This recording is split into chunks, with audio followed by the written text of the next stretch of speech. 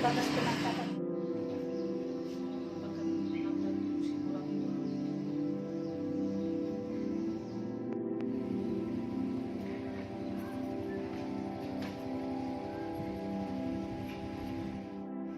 Oke guys, selamat siang semuanya. Jumpa lagi bersama saya Sabar MC Tompul.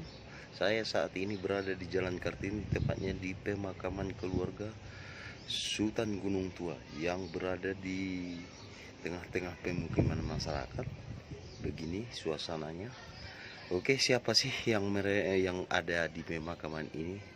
Informasi yang saya dapat bahwa beberapa orang pejuang yang pernah memperebutkan kemerdekaan Republik Indonesia di Kota Padang Sidempuan dimakamkan di sini.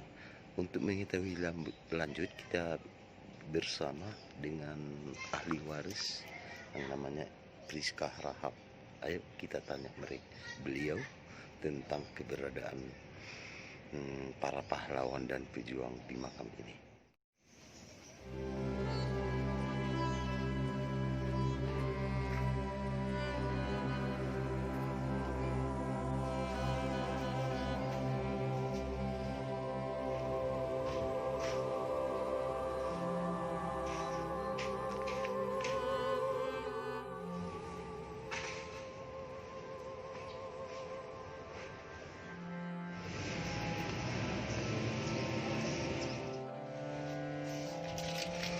Ini kuburan pertama nih, Don, on di kandang.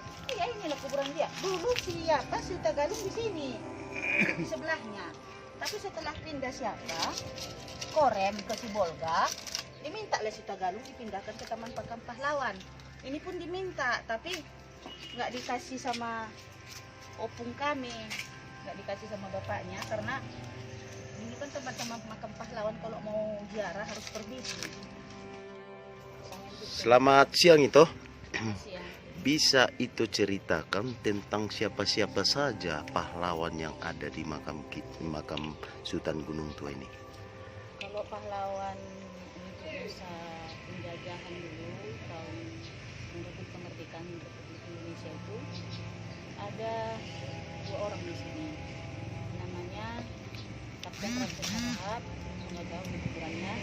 Kemudian satu lagi ada bernama saya teman Samuel Bebonggara, kuburannya di sana. Jadi mereka ini adalah kakak beradik kandung. Mereka ini adalah pejuang-pejuang yang memperjuangkan waktu masa-masa merebut kemerdekaan Republik Indonesia. Jadi ceritanya ini sangat panjang, apalagi mengenai Kapten Ramses Harahap. Beliau ini sebenarnya dulu seorang pahlawan yang pernah ditangkap Belanda, disiksa di penjara Belanda, kemudian dieksekusi, ditembak mati, lalu dibuang di jembatan Sihitang. Beliau ini bersama teman-temannya ada 2 orang, kemudian adiknya juga ditangkap, adiknya kandung ada 1 orang. Mereka ini tadinya hendak berkunjung melihat istri dari teman-teman dan istri beliau sendiri. Tepatnya penangkapan dulu di Jalan Sutoyo, tidak jauh dari Rambin Godang, namanya Rambin Godang dulu. Jadi ini sebenarnya penangkapan ini dikarenakan beliau ini dulu terlibat penembakan Jenderal Spoor, Jenderal Belanda yang waktu itu datang ke Padang Sidempuan. Sebenarnya jenderal ini dulu tujuannya hendak ke Padang, ada mau mengadakan serangan di sana, karena saya dengar menurut cerita dari almarhum orang tua saya sempat bahwasanya ibu kota Indonesia itu dipindahkan ke bumi ini. Jadi jenderal ini turun hendak menyerang ke sana. Tiba-tiba Serma Samuel Harahap mendengar berita ini, tetapi beliau ini tidak tahu yang turunnya adalah jenderal, tidak tahu. Yang tahu awalnya ini adalah hanya dikatakan seorang pejabat tinggi dari kerajaan Belanda. Nah, setelah didapat berita dari Angkatan Laut, dulu dibilang seperti apa ya, KO ya. Saya kurang ingat lagi. Iya. Jadi beliau ini memberikan berita kepada abangnya sebagai Angkatan Darat. Saya dengar ada pejabat Belanda akan turun Padang Sidimpuan. Coba cek, kalau bisa, biasa mereka mengatakan bumi hanguskan gitu ya. Jadi si abangnya mengatakan ke arah mana? Kalau nggak salah dari Sibolga menuju ke arah Olige. Dari sana kemungkinan ke Padang. Jadi si abang ini sedang berada di daerah Batang Bahal waktu itu bersama sekitar lebih kurang 20 orang lah mereka, laskar ini. Mereka ini dikatakan dulu laskar Banteng Hitam dari, sebenarnya mereka ini pejuang di bawah komando Tembung Medan. Tapi mereka ini juga berhubungan dengan Kolonel Bejo yang ada di Lempeng Huraba.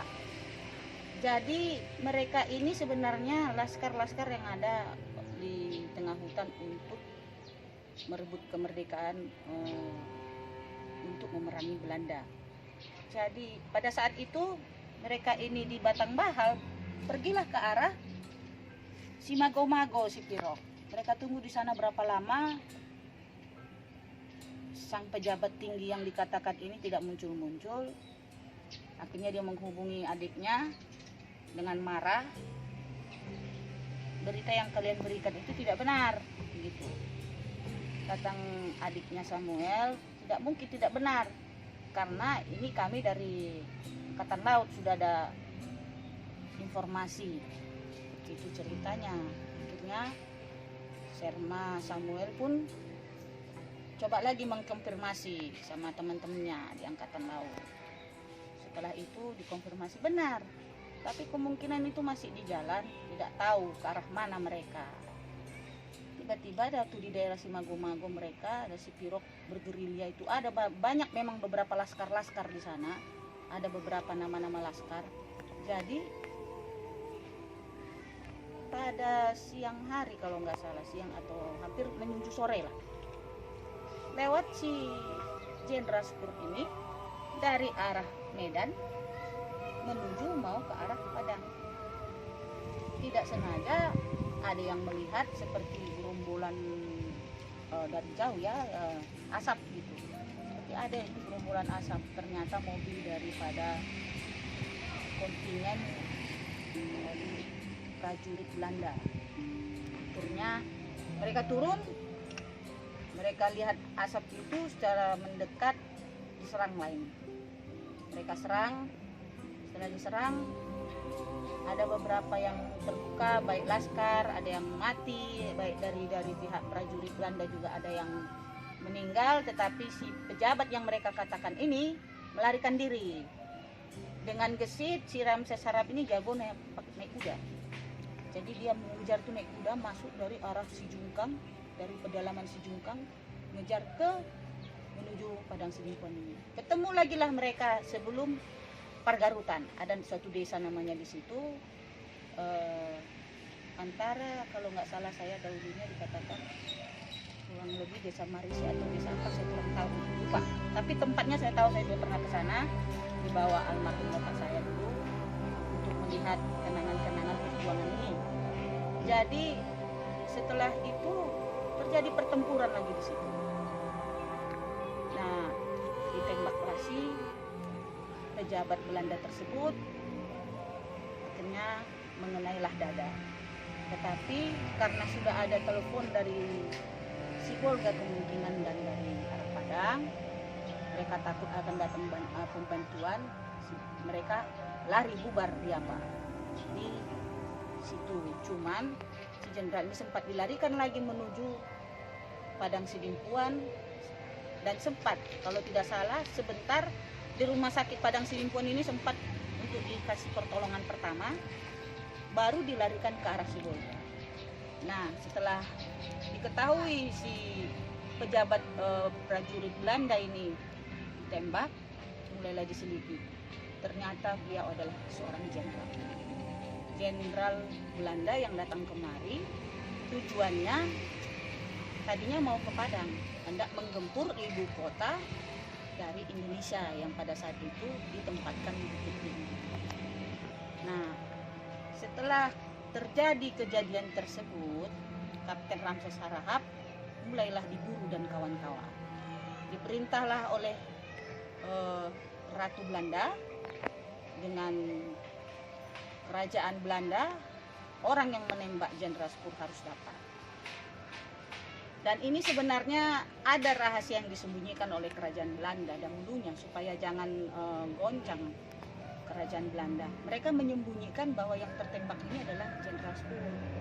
Tetapi Angkatan Laut itu tahu, karena di dalam itu adalah salah satu almarhum bapak saya, yaitu Serma Samuel Harahap. Beliau adalah Laskar Shogun, juga berpusat di Tanjung Balai dan di Sibolga. Nah, mereka selidiki ini, hanya 1, 2, 3 orang lah yang mengetahui bahwa Jenderal Belanda ini sempat ini dirawat di Sibolga. Hanya kira-kira sebulan 2 bulan kalau nggak salah, terjadilah pemburuan kepada laskar-laskar yang terlibat untuk pembunuhan daripada jenderal tersebut. Terjadilah agresi kedua. Waktu masa pembunuhan jenderal itu agresi pertama. Setelah masuk agresi kedua, diburulah Kapten Ramses. Dan tidak usah saya sebutkan namanya, ada salah satu dibilang anggota sih tidak, tapi sama-sama laskar lah, berkhianat karena ditawarkan oleh Belanda dengan uang untuk memberitahukan siapakah penembak Jenderal Spoor. Akhirnya si beliau ini mengatakan kalau mau mengenal si beliau itu, karena itu disebut dulu dan sangat ditakuti, laskar mereka ini sangat ditakuti. Kalau tidak salah ini pernah disebut sebagai Laskar Harimau Tapanuli, karena mereka ini orang-orang yang biasa berkeliling di hutan-hutan Bukit Barisan. Mereka ini jarang untuk pulang ke rumah, mereka ini hidup di hutan. Pokoknya setiap ada prajurit Belanda akan mereka bunuh. Itulah perjuangan dari laskar-laskar yang di daerah hutan Bukit Barisan. Untuk mengenai Tugu Siborang itu gimana ceritanya itu? Tuh, dulunya kan itu ada patung patung itu ada 4 di sana. Kok saat ini saya lihat cuma 2. Ceritanya gimana itu? Kalau ceritanya itu begini. Sebenarnya ini ada tugu ini juga ada sejarah, ada awalnya. Awalnya seperti yang saya katakan tadi, bahwa si Kapten Ramses dan kawan-kawan ini setelah ditangkap di Jalan Sutoyo, mereka dibawa ke penjara.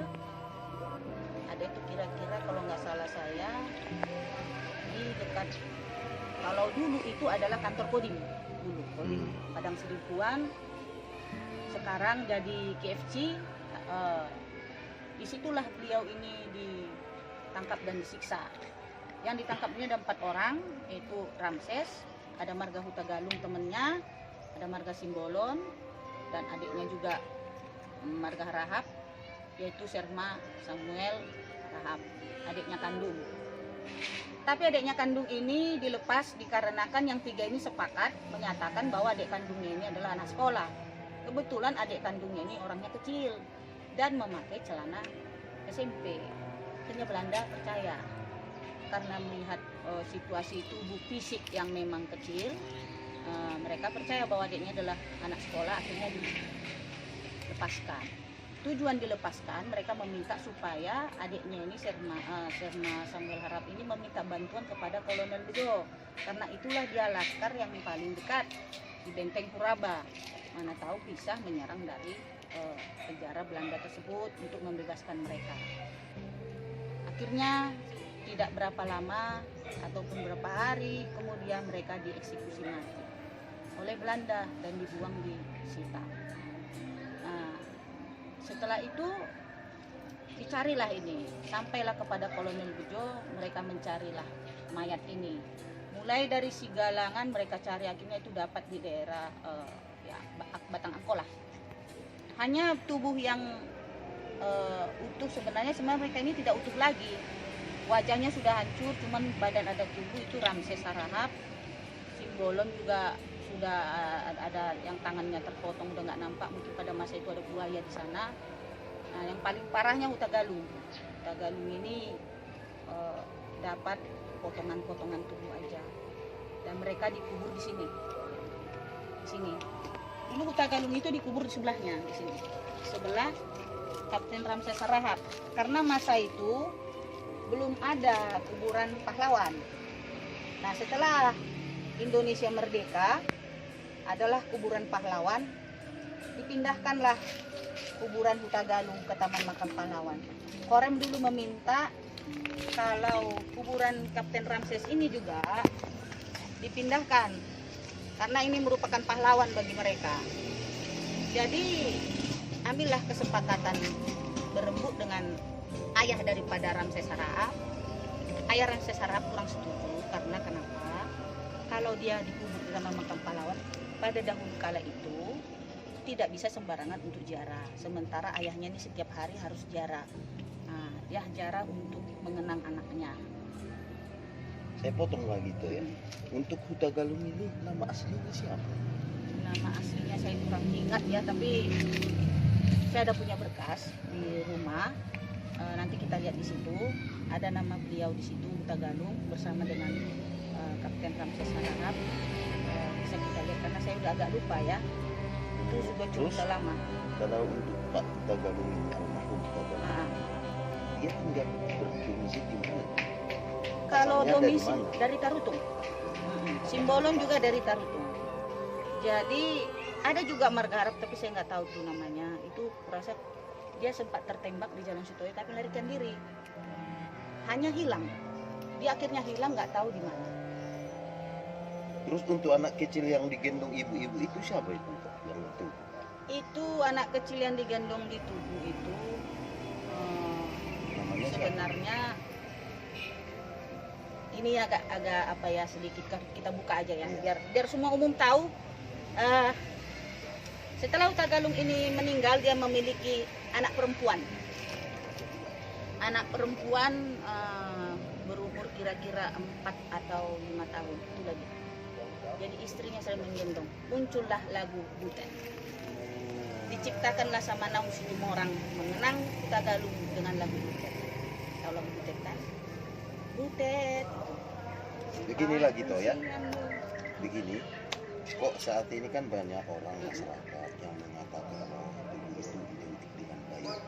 Itu sebagai anak ahli waris dari pejuang-pejuang Sidingono diberatin gitu. Sebenarnya kenapa terjadi dikatakan Bayokokong, mungkin karena film senjata ya. Itu dulu tubuh sebenarnya ada 4, ada anak-anak pegang bambu runcing. Yang pegang bambu runcing itu adalah Serma Samuel Harahap, satu temennya yang Hutagalung, satu Ramses, satu itu Simbolon. Jadi mereka ini ada juga Margaharap sih, tapi saya nggak tahu namanya. Itu yang lari ke hutan, meninggalnya mati di hutan, mereka nggak tahu. Itu mereka dibuat tubuhnya di situ sebenarnya penghargaan dari Korem. Setelah dipindahkan kuburan ini ke Taman Makam Pahlawan, Kapten Ramses Sarahap tetap tinggal di sini, tetapi Korem ini tadinya ada rantai dibuat ini sebagai tanda ini adalah pahlawan. Dan juga di sini dulu ada helm bajanya, tetapi tahulah di sini kan daerah senjatanya juga kurasa ada itu ada. ya. Tapi karena di sini kan daerah pemukiman, kemungkinan kita tidak bisa tahu siapa lah yang ngambil ya. Yang penting kuburan ini tetap dipelihara dengan baik sama keluarga. Jadi dibuatlah tugu itu, Tugu Siborang. Awal nama Tugu Siborang itu adalah Tugu Pahlawan, itu aja namanya. Tugu Pahlawan ini semua orang tahu. Tadinya di Tugu ini ada dia dibikin namanya, ditempel di bawah. Iya. Tugu tersebut. Masih saya ingat waktu sekolah saya dulu. Iya. Bahkan nama Ramses dan beberapa orang itu ada. Hanya pada tahun di zaman siapa itu Itu pertama kali memugarnya kalau saya tidak salah Bank BPDSU, CSR dari BPDSU di zamannya Zulkarnain Nasution, wali kota Zulkarnain Nasution. Tapi setelah kita konfirmasi Bank BPDSU, mereka selalu no comment. Hanya kami melakukan bahwasanya kita punya CSR untuk pengembangan bagaimana keindahan kota-kota Padang Sidimpuan ini. Dan itu alasan mereka. Harapan itu terakhir ini sama pemerintah. Harapan saya kepada pemerintah, dulunya bagi mereka yang dulu ditembak mati ini di Sitang, ini rutin dulu diadakan penghormatan di jembatan Sitang, membuang bunga oleh batalion dan Kodim. Harapan kita dari pewaris ataupun saudara-saudara pejuang-pejuang ini meminta dibuatlah seperti dahulu penghargaan kepada mereka, bahwasanya di jembatan Sitang itu adalah berupa sejarah, bukti sejarah perjuangan dari yang 4 orang ini sebagai terjadinya pergolakan dulu di Indonesia ini, bukan hanya di Sidimpuan, di Indonesia. Karena yang kita ingat itu mereka ini berjasa, dikatakanlah mereka berjasa untuk bangsa Indonesia ini membasmi penjajahan ya di atas muka bumi ini, di bumi Indonesia ini, terutama bagi penjajah-penjajah yang datang di Indonesia. Jadi kalau minta kita kembali itu tubuh kalau boleh kembalilah seperti asalnya. Bagaimana dulu didirikan oleh sebagian tokoh-tokoh di Padang Sidimpuan ini dan orang dulunya itu dikembalikan seperti asalnya. Bagaimana dulu bentuk daripada tubuh itu. Dan dibuatlah dia nama tubuh itu nama apa. Jangan lagi disebut-sebut Bayo Kokong, seperti diplesetkan gitu sama masyarakat. Kemungkinan karena masyarakat tidak tahu sejarahnya, akhirnya diplesetkanlah sebagai Bayo Kokong. Tetapi kalau seandainya masyarakat ini tahu sejarah itu, saya rasa masyarakat tidak akan menyebutnya lagi Bayo Kokong. Terima kasih banyak ya. Bisa. Tidak nih kemajuannya.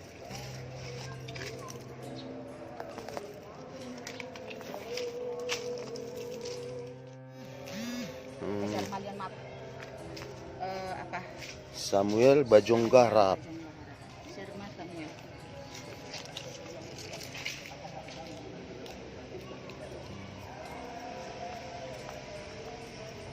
Ini tuh Ini istri dari Samuel, Dharma Samuel Rahab. Dia ini dulu dosen IKIP. gitu ya. Dosen IKIP. Terus kalau yang ini tuh Ini anak perempuan dari Sherma Samuel Rahab, meninggal dulu umur 6 tahun. Anak perempuan nomor 4, ini anak nomor 4. Iya itu ya. Ini ibu dari Kapten Ramses Harahap dan Samuel Harahap.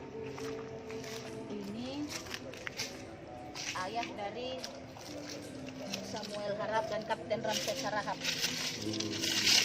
Namanya Fahrudin Harahap, bergelar Sultan Diapari Harahap. Beliau ini dulu kepala PU Perairan di Kota Padang Sidimpuan. Dia juga punya karya-karya di Kota Padang Sidimpuan yang masih tinggal sampai saat ini, termasuklah irigasi yang ada di Kudun. Kudunnya. Ya. Dan sekolah-sekolah. Dia juga. Kalau ini ponakan dari Kapten Ramses Harahap. Ini dulu meninggal kecil ketika ada pesta pernikahan dari Sherma Samuel Harahap. Inilah Kapten Ramses Harahap. Kalau ini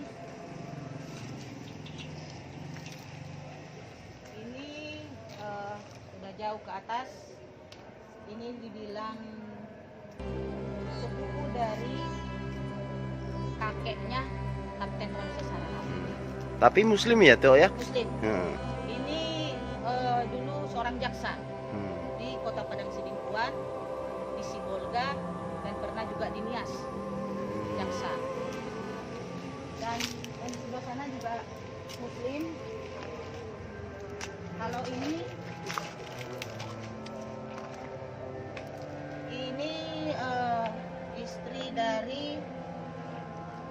Amir Syarifuddin Harahap, bekas Perdana Menteri Indonesia.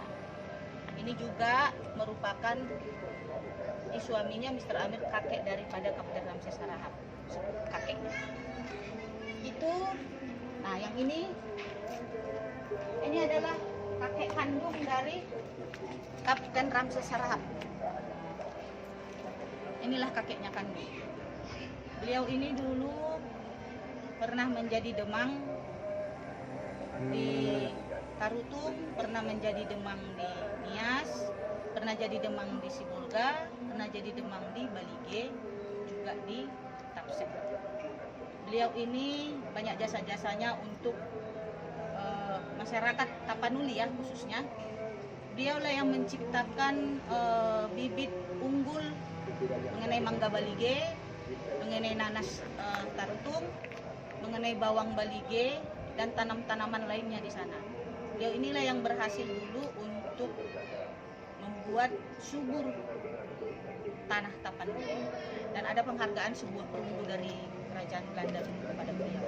Itu ada sama saudara saya di Medan. Itulah kakek dari Kapten Ramses Harahap. Nah, kemudian yang sana ini neneknya. Ini nenek dari Ramses Harahap, Boru Siregar. Nah, neneknya ini ada hubungan bersaudara kandung dengan Sultan Perlindungan Harahap yang ada cucunya di Sipiro. Nih. Jadi ini bersaudara kandung. Inilah nenek dari Kapten Ramses Harahap. Sultan Perlindungan Siregar ini merupakan raja buat Baringin ya. Itulah saudara kandung daripada neneknya. Yang Kapten Ramses Harahap yaitu ayah dari Profesor Todung Gunung Mulia, Menteri Pendidikan. Oh iya. Ya, ini ayah dari Todung Gunung Mulia Harahap. Dan ini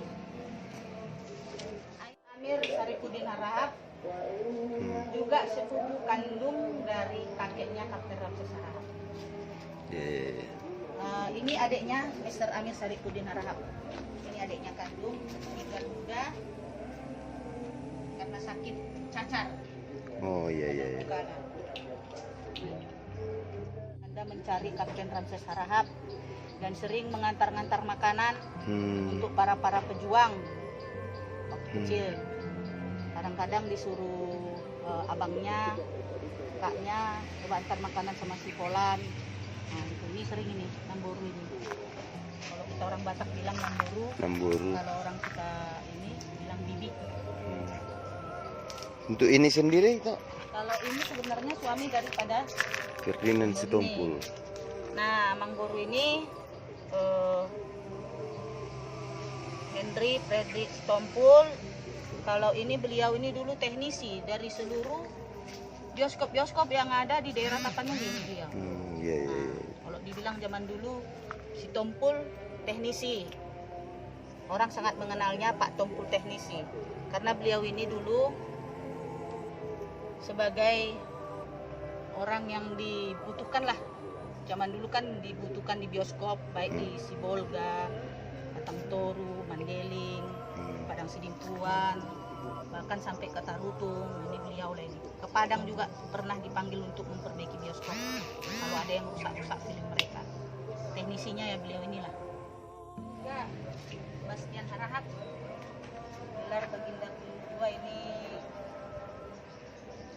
adalah kakek, sepupu kakeknya Kapten Ramses Harahap juga. Jadi beliau ini dulu seorang pengusaha di kota Padang Sidimpuan. Usaha yang sukses, dan dia juga sering berhubungan usaha dengan pihak-pihak orang-orang India, Cina, dan lain-lain yang datang kemari. Ayo, beliau inilah dulu dokter pribadinya Insinyur Soekarno. Oh iya. Sempat jadi dokter pribadi, dan beliau ini sangat banyak berjasa untuk Istana Merdeka ya. Mengenai staf-stafnya presiden juga beliau ini yang mengobati. Ini sebagai dokter yang paling dihormati oleh Pak Soekarno. Ini sering dilupakan ini, Dr. Paminan Harahap. Cuman sayangnya beliau ini tidak mempunyai keturunan. Oh iya iya iya. Tidak ada yang mengingatkan selalu sejarah-sejarah daripada beliau. Dagingnya luar biasanya daging. Nah ini banyak yang nggak tahu kan. Ini istrinya. Istrinya ini Julia Harahap. Ini dulu seorang model. Seorang model yang paling disukai oleh Insinyur Soekarno. Dulu beliau ini pernah menjadi modelnya Basuki Abdullah. Nah, Iya iya iya. inilah dulu yang dibuat model sebagai Ratu Nyiroro itu. Nah, beliau ini banyak cerita-cerita mistis dulu karena dia dilukis, sehingga setelah dilukis oleh Basuki Abdullah, beliau ini sakit-sakitan. Jika ceritanya ada dari kerajaan Jogja datang mengingatkan, akhirnya lukisan tersebut harus dilukis ulang dan dibuang ke pantai selatan. Tapi lukisan asli yang pertama tetap disimpan oleh Bapak Presiden Insinyur Soekarno. Beliau inilah modelnya, model dari lukisan Nyiroro Kidul. Itu keluarga kita semua tahu karena sering sekali dulu kakek-kakek dari sepupuan ini bercerita, baik dari Dr. Paminan Harahap juga sebagai orang yang di Istana Merdeka sering ya, sebagai dokter juga sering cerita bahwa beliau ini adalah seorang model dan menjadi istri beliau sampai akhir hayatnya tetap setia, tidak menikah lagi setelah opung ataupun nenek Juliana Harahap ini meninggal dunia dengan umur 25 tahun, sangat muda. Kakek dari kakeknya Kapten Ramses Harahap dan Sherma Samuel Harahap.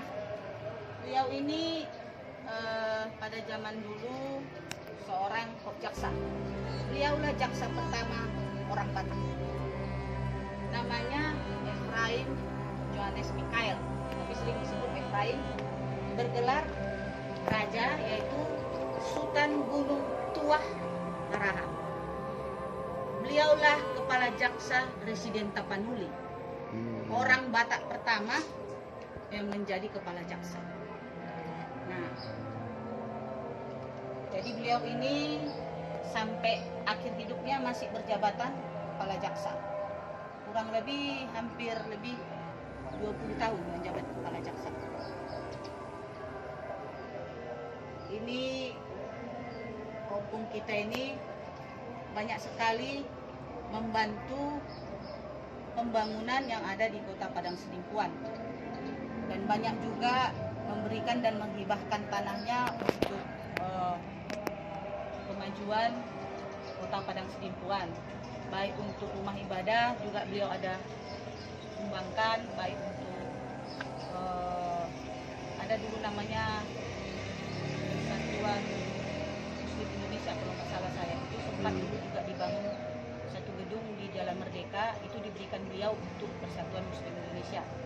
Baru beliau juga membantu memberikan tanah untuk rumah ibadah, masjid juga banyak yang sudah beliau belikan untuk masyarakat yang ada di Kota Padang Sidimpuan ini, apalagi di Sibolga ya. Di Sibolga juga banyak yang dibantu pembangunan di sana. Jadi beliau ini termasuk juga orang yang paling disegani di zaman Belanda, karena beliau ini bukan hanya pegawai ya, tapi pengusaha. Ini basicnya adalah pengusaha. Beliau ini pengusaha, sudah pernah ke Mesir, ke Turki untuk berdagang. Dia memiliki dulu namanya saham Lever Brothers, saham terbesar di dunia, dan juga salah satu pemilik saham di Indonesia ya, yang ada di luar negeri. Itu dilanjutkan, saham tersebut itu dilanjutkan oleh anaknya, yaitu ayahnya Todung Gunung Mulia. Anak ayah Todung Gunung Mulia ini juga seorang pengusaha. Nah, itulah dia berdirilah Coca-Cola, Unilever. Itu adalah terbuat dari saham-saham mereka ini. Jadi beliau ini basicnya pengusaha. Opu Johan Boru Regar. Ini asalnya dari Selagundi. Selagundi Sipirok Iya, ya. Sipirok. Ini keturunan dari Raja Luat Sipirok juga. Nah, jadi Boru Regar ini adalah orang yang sangat dicintai dari Sultan Gunung Tua Harahap ini. Dulu adalah ini seorang murid Sending Iya. dari pendeta pertama di Sipirok, yaitu Profesor Schreiber. Disitulah Sultan Gunung Tua ini mengenal Boru Regar ini. Akhirnya Sultan Gunung Tua pun ikut bersekolah. Pada saat itu masuk berada di sekolah Sending dengan umur 16 tahun. Jadi Sultan Gunung Tua Harahap ini sekolah pada umur 16 tahun. Dia sekolah kira-kira selama kurang lebih 4 tahun. Akhirnya dia menjadi tukang tulis masuk barang karena dia seorang basicnya, ayahnya juga seorang basic pengusaha, dia juga basic pengusaha, jadi dia memilih untuk menjadi tukang tulis masuk barang di gudang Belanda.